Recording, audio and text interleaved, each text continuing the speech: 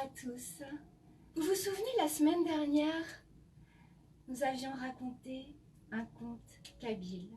Aujourd'hui, nous allons nous diriger vers le Maroc pour un nouveau conte. Rappelez-vous, je vous avais laissé avec Tassaadit, qui avait épousé un roi grâce à son intelligence, en plus de sa beauté, qui l'avait convaincu de la garder en lui montrant qu'il était extrêmement intéressant pour un roi d'avoir une femme d'une grande intelligence. Et Tassaadit et son époux régnaient heureux. À l'occasion de Yenayer, ils avaient invité une année, il y a longtemps, fort longtemps, du temps où l'arrière-grand-mère de mon arrière-grand-mère, de mon arrière-grand-mère, de son arrière-grand-mère, bref, pas à la nuit des temps, mais presque, nos arrière-grand-mères racontaient encore des histoires à leurs petits-enfants. L'époux qui venait, le roi qui venait de l'Atlas marocain, vint avec son épouse. Elle s'appelait Yito. Et Tassaadit, qui connaissait des milliers d'histoires, demanda à Yito d'enrichir encore cette bibliothèque qu'elle avait dans la tête en lui racontant une histoire, un conte de l'Atlas. Alors Yito lui dit: il y a longtemps, il y a fort longtemps, sur les sommets les plus hauts de l'Atlas, vivait un lion et sa famille. Le lion se faisait vieux. Il observait la vallée de loin, mais sa vue baissait considérablement. Il pensait, il faudrait que je marie ma fille pour avoir descendance, pour que la couronne du lion passe de lion en lion. Il avait un rival qui vivait toujours plus haut encore, qui était l'épervier. Un jour, il vit arriver l'épervier. Le lion se tint bien droit et attendit l'ennemi. Le rapace avait entre ses serres un rat, encore bien vivant. Il arriva devant le lion, se posa, donna une petite tape sur la tête du rat, tendit sa serre et lui dit: « Messire lion, voici un cadeau pour vous. Je viens en ami vous prévenir d'un grand danger. » Le lion se méfiait un peu. Lui venait de terminer son repas. Le rat n'était pas plus appétissant que cela, mais il appréciait malgré tout le cadeau, encore qu'il se méfiât. « Fort bien, dit-il en attrapant le rat. Quel est le danger dont vous voulez me prévenir, messire l'épervier ?» Et l'épervier lui dit: « Il faut que tu descendes pour protéger les lions d'en bas. Les hommes sont en train de les détruire, ils préparent leur mort. Pas un seul lion ne survivra et l'Atlas n'aura plus de lions. »« Quoi ?» rugit le lion. « Plus de lions ? Plus de ces merveilleux lions. Il faut savoir que le lion de l'Atlas est un lion aux yeux couleur d'ambre, qu'il a un pelage qui descend jusqu'à ses pattes avant, un poitrail majestueux que l'on ne trouve nulle part ailleurs en Afrique. » Le lion était choqué, bien évidemment. Malgré tout, il restait méfiant. Et l'épervier lui dit: « Vois-tu, il te faut passer. » Et il se mit à côté du lion, « par cette sente-là, et tu pourras t'arrêter pour boire ici. C'est le seul endroit où tu puisses passer à guet. Le long de ce cours d'eau, après, tu vas arriver dans une vallée beaucoup plus sèche et aride. »« Bien, dit le lion, j'ai bien entendu ton conseil. Et je vais en tenir compte. Je te remercie pour ton cadeau. » Et le petit rat était là. « Messire lion, que veux-tu, petit rat? Tu n'es pas très fin, tu n'es pas très ragoûtant. Messire lion, fais preuve de bonté, je t'en serai reconnaissant toute ma vie. Épargne-moi, moi le petit rat de rien du tout, pas du tout appétissant. Regarde, je suis maigre. » Le lion lui dit: « Je ne vois pas trop ce qu'un petit rat de ton espèce peut m'apporter, mais va, je te donne la liberté. Tu peux rejoindre ma cour, il a ma protection, que personne ne touche à ce petit rat. » Il avait près de lui 2 ministres hérissons. Les hérissons toisaient l'épervier. Ils ne le craignaient pas, car, grâce à leur piquant, ils se savaient protégés du rapace, qui avait trop peur de blesser ses pattes et son bec.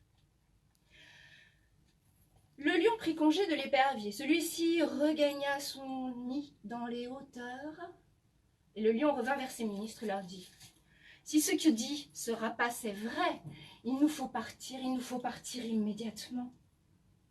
Protéger notre famille et trouver un mari à ma fille, pour que je puisse avoir une descendance, pour que les lions ne s'éteignent pas. Mais qui sont les hommes? Qui a vu des hommes ici? Moi, je suis bien vieux, étant jeune, je n'en ai pas vu. Savez-vous à quoi ils ressemblent?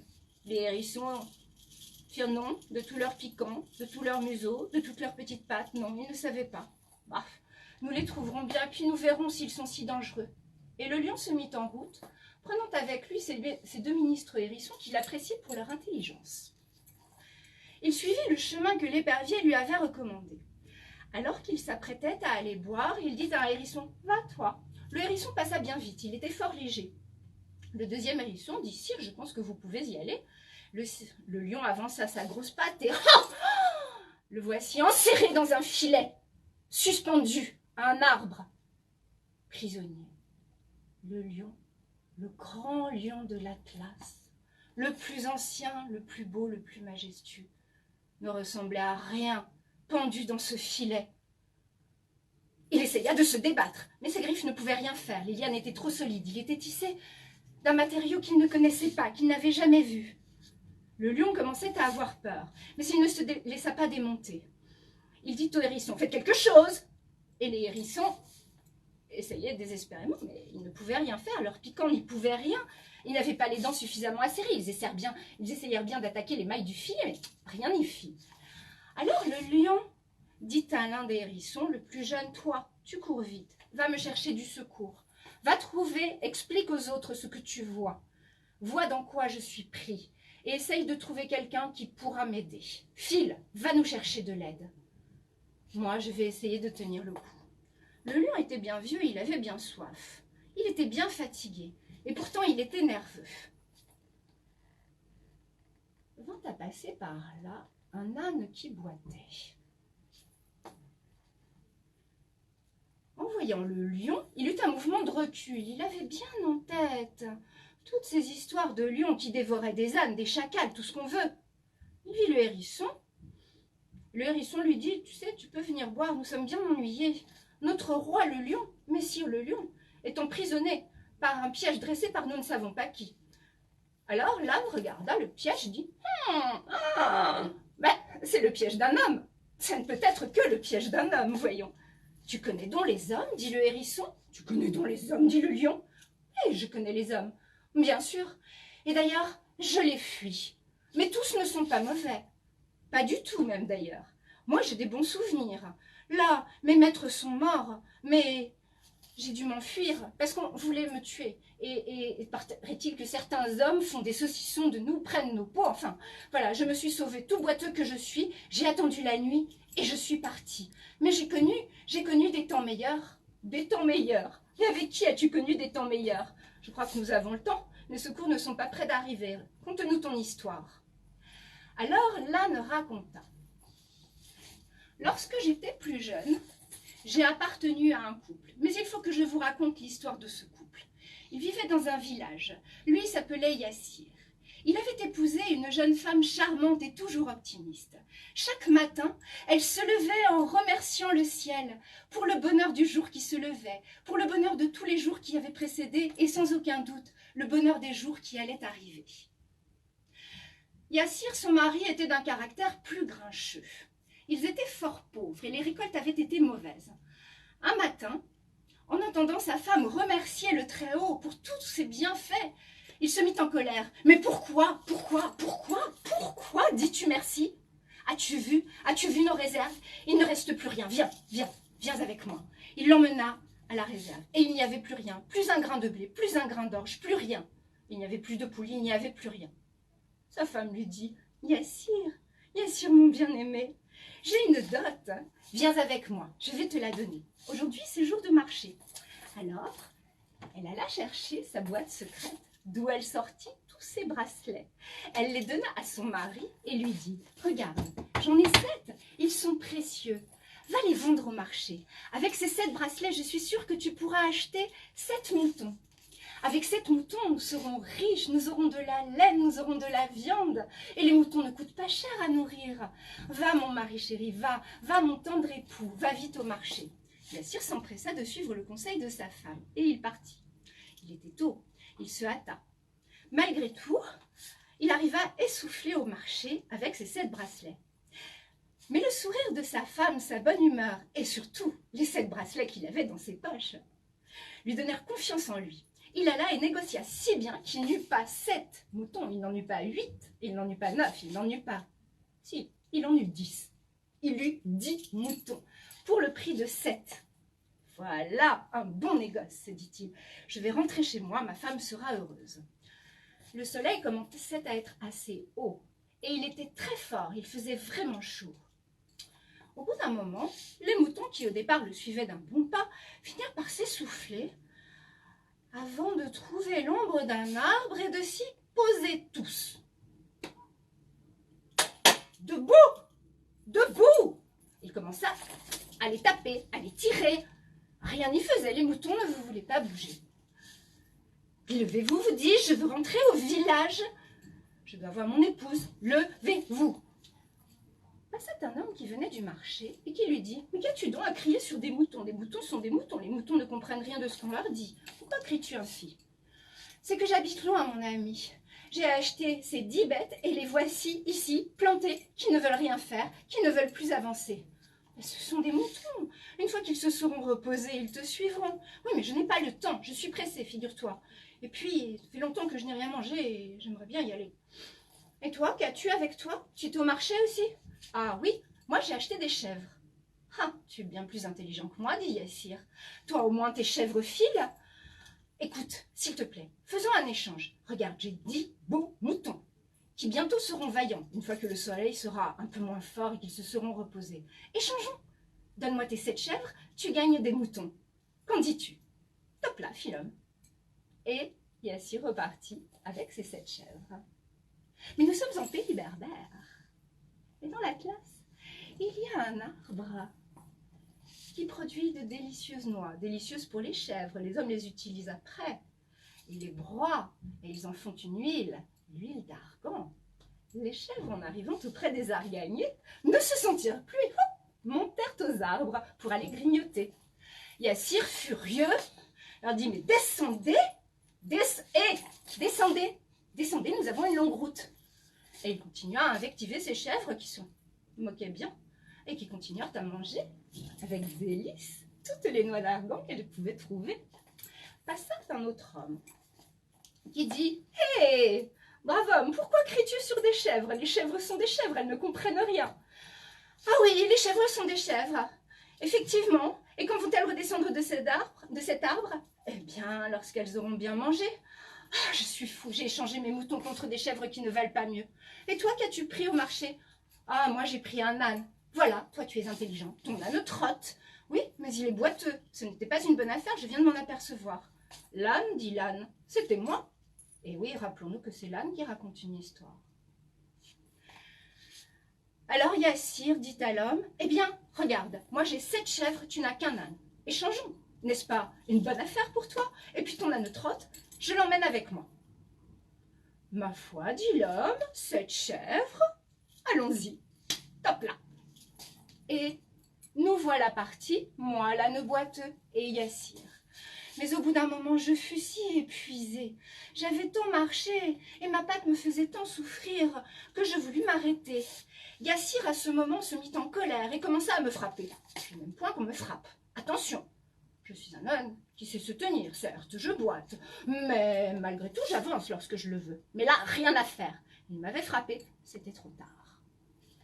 Il eut beau essayer, tirer ma queue, tirer mes oreilles, me traiter de tous les noms que je ne répéterai pas devant vous, messire le lion, dit l'âne. Eh bien, rien n'y fit, je ne bougeais pas. Passa un homme qui avait l'air éduqué.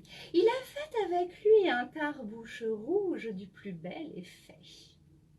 Il alla vers Yassir et lui dit « Mais qu'as-tu donc à maltraiter cet âne? Un âne est un âne, il ne comprend rien de ce que tu lui dis, il ne repartira que lorsqu'il l'aura décidé. » Ah oui, dit Yassir, je n'arriverai jamais chez moi, décidément.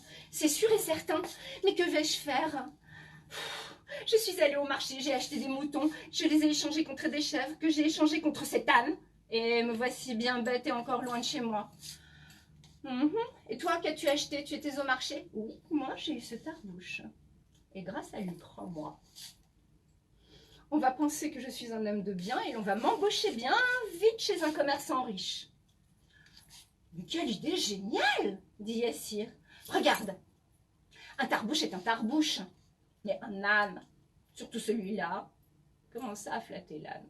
Regarde ses belles oreilles, regarde un peu ses dents. N'est-il pas beau, mon âne? Certes, il boite un peu, mais malgré tout, il est vaillant. Pas faux, fit l'homme. Et ils échangèrent. Ainsi Yassir me laissa-t-il partir avec l'homme et prit-il le tarbouche. Arrivé à quelques centaines de mètres de chez lui, il eut soif et s'approcha d'un puits. Il avait le tarbouche sur la tête, il se pencha pour prendre l'eau et plouf! Le tarbouche descendit au fond du puits. Yassir était catastrophé. Je n'ai plus rien, je n'ai plus rien. J'avais des bracelets, j'avais des moutons, j'avais des chèvres, j'avais un âne, j'avais un tarbouche, je n'ai plus rien. Il se mit à pleurer toutes les larmes de son corps.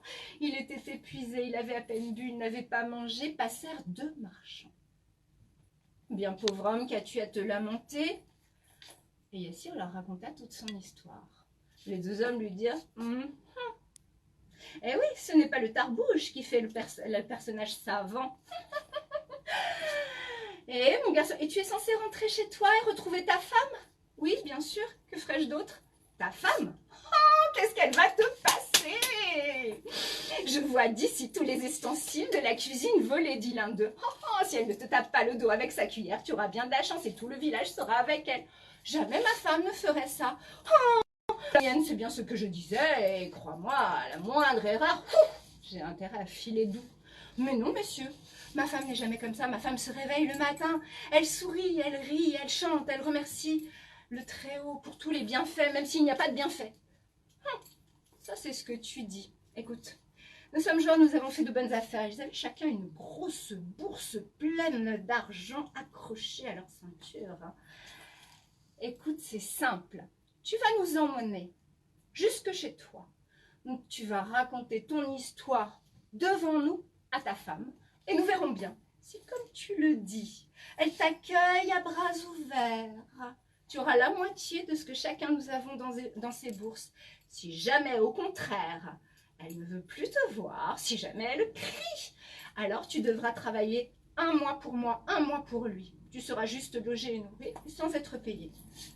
Yassir se dit, je n'ai rien à perdre. Et il alla chez lui.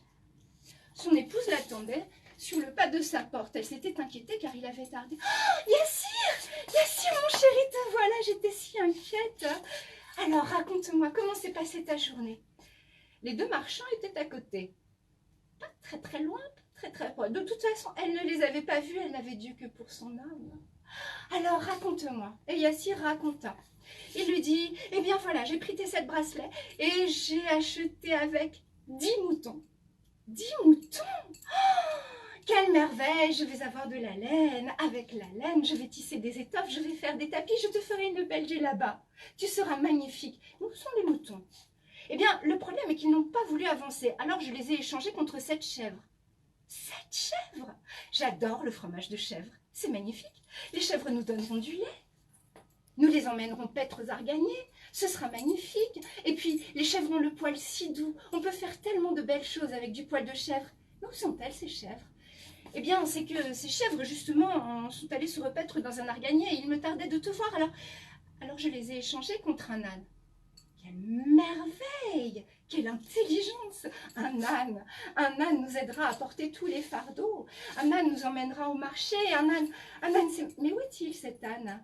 Eh bien, c'est qu'en fait, il était boiteux et au bout d'un moment, il n'a plus voulu avancer. Alors est passé un jeune homme éduqué qui avait un fort beau tarbouche rouge et je l'ai échangé. Oh, merveilleux, un tarbouche! Comme il doit bien t'aller. Avec ce tarbouche, tu vas en imposer, tu trouveras un bon emploi, j'en suis sûre. Eh bien voilà, c'est que en arrivant au puits, je me suis penchée pour boire et le tarbouche est tombé. Oh, un tarbouche n'est qu'un tarbouche. Tu n'as rien, tu n'es pas tombé dans le puits, tu es toujours là. Ce que j'ai de plus précieux, c'est toi. Les marchands, en entendant cela, étaient écœurés. Ils durent se défaire car ils n'avaient qu'une parole, et une parole chacun de la moitié de leur argent. Yassir retrouva chaque personne à qui il avait échangé quelque chose. C'est ainsi que moi, l'âne, je revins chez lui. C'est ainsi que les 7 chèvres furent rachetées, les 10 moutons aussi, et bien plus encore. Hélas, Yassir est mort. Et sa femme aussi. C'est pour ça que moi, l'âne, qui te raconte, messire Lion, cette histoire, je suis ici. Des hommes mauvais, avec de grands bâtons qui crachent du feu, sont venus, ils ont saccagé le village, alors je fuis.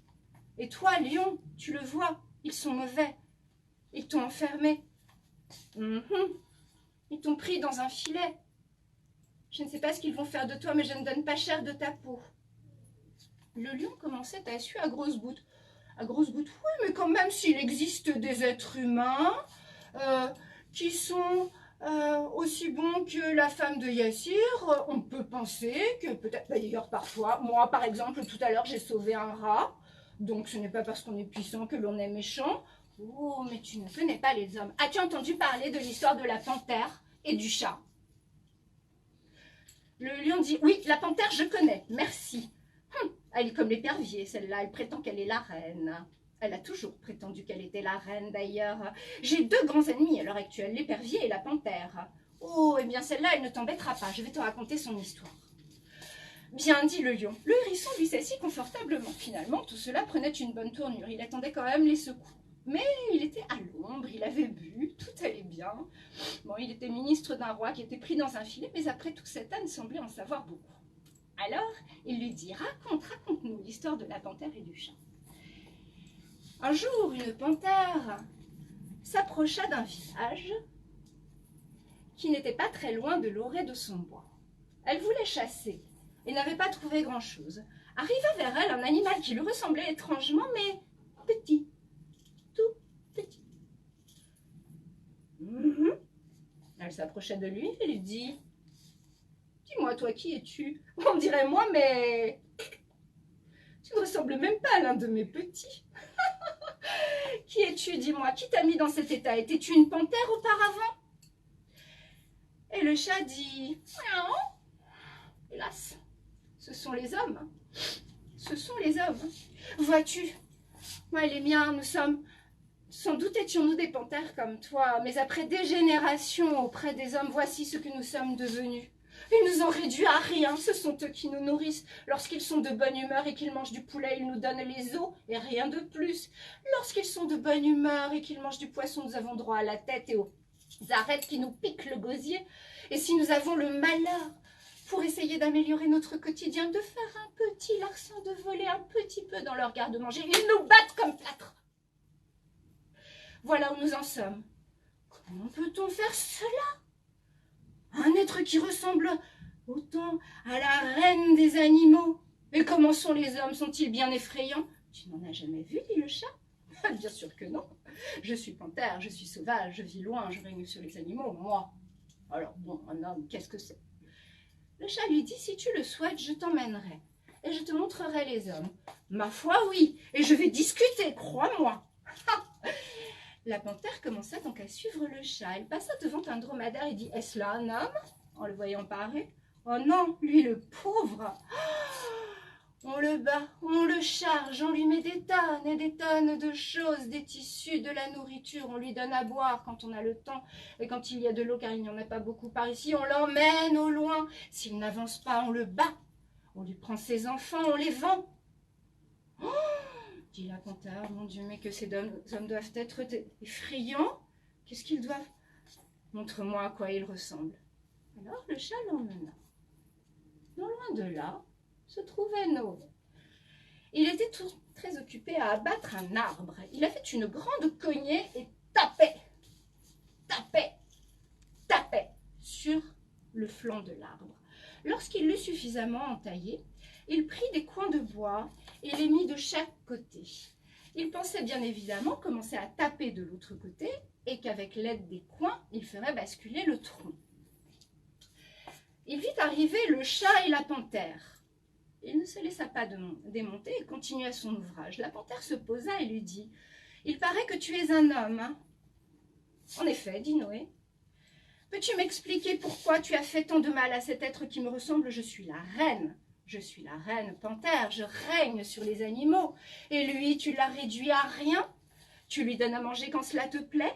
Est-ce possible de faire cela à quelqu'un? Panthère, j'accepte de discuter avec toi. Mais auparavant, il faut que je termine mon ouvrage. Alors s'il te plaît, peux-tu m'aider? Ainsi nous pourrons discuter après. La panthère n'avait pas peur, elle était la panthère. Bien, messire l'homme, que puis-je faire pour toi? C'est simple, tu vois ces deux coins de bois? Bien sûr que je les vois. Tu vois ce creux au milieu? Bien sûr que je le vois. Il te suffit de mettre tes deux pattes ici et de te positionner comme cela. La panthère, sans méfiance, mit ses deux pattes ici et attendit que ça se passe. Et Noé alla et commença à cogner, tant et si bien que la panthère se retrouva coincée, les pattes à moitié broyées, sous l'arbre. Alors Noé prit un bâton et commença à frapper la panthère et à lui dire: que crois-tu? Moi, je suis la créature de Dieu. Tu n'es rien, animal. Tu règnes sur les animaux. Tu n'es rien comparé à l'homme. Je vais te libérer. Et crois-moi, tu as intérêt à fuir loin et que je ne te revoie plus. Quant à toi, le chat, va te cacher. Et tu as intérêt à chasser. Va voir s'il y a des souris dans le grain. Il libéra la panthère et on ne la vit plus. Oh, fit le lion. C'est pour cela qu'elle n'emmène pas large face à moi. Elle n'a pas résisté, la pauvre, elle était mal en point. Je comprends maintenant. Décidément, les hommes semblent être bien cruels. Qu'allons-nous devenir? Le hérisson se cachait le museau dans ses pattes. Qu'allons-nous devenir, disait-il en renant ses piquants. Et l'âne disait: ah, voilà pourquoi je fuis. Sur ces entrefaites arriva le second hérisson. Il était accompagné du petit rat que le lion avait épargné le matin, lequel arriva et dit: oh, messire lion, quelle tristesse de vous voir ainsi. Ah, petit rat, te voilà, que peux-tu donc faire, toi qui es minuscule? Je suis petit, mais j'ai des dents. Je vais grimper, messire lion, et je vais vous libérer. Aussitôt, le petit rat grimpa à l'arbre, arriva en haut du filet, descendit, et il rongea toutes les mailles du filet de liane. Le lion tomba lourdement. Un peu sonné, il dit: je ne suis pas très sûre de vouloir continuer cette route. Je pense que l'épervier savait qu'il y avait un piège ici et qu'il voulait se débarrasser de moi. Il réfléchit et il dit: Anne, tu m'as bien diverti, tu m'as bien prévenu. Si tu le veux, je t'accueille à ma cour sur les hauteurs. Hérisson, tu m'as tenu compagnie. Et toi, Hérisson 2, tu es allé chercher le rat. Petit rat, tu vas devenir mon ministre. Hérisson qui t'es bien reposé, je te charge d'une mission. Tu ne crains pas l'épervier, il ne pourra pas t'arrêter. Alors file, trouve mes congénères, trouve les lions, et dis-leur que tous ceux qui monteront jusqu'à mon royaume seront les bienvenus. Dis-leur qu'ils se méfient de l'homme, dis-leur de ne pas passer ici, car ici c'est dangereux, ils mettent des pièges. Si nous voulons sauver notre peau, il n'est pas besoin d'aller jusqu'à eux pour chercher à les affronter. Ils semblent bien rusés et ils semblent bien mauvais. Nous allons remonter et attendre que nos confrères les lions viennent à nous. C'est ainsi que se sauva l'un des derniers lions de l'Atlas. Les hommes continuèrent à les détruire, mais l'on dit qu'il y a là-haut une famille de lions, car certains l'ont rejoint, ils ont cru le hérisson. Et que toujours ils regardent d'en haut ce qui se passe dans la vallée, mais surtout ne veulent plus jamais descendre. Mon conte pour aujourd'hui est fini. Tassaadit trouva ce conte fort sage. Elle dit: les hommes feraient bien parfois de s'inspirer des lions. Mes amis, nous nous retrouverons la semaine prochaine pour un autre conte du monde. Et je ne vous dirai pas aujourd'hui d'où il sera, mais nous allons terminer en musique. Si vous avez apprécié ce conte, partagez la vidéo live, laissez-moi un commentaire. Si vous le regardez en replay, mettez-moi un hashtag replay. Et si vous souhaitez nous encourager, partagez, likez, et la semaine prochaine, revenez.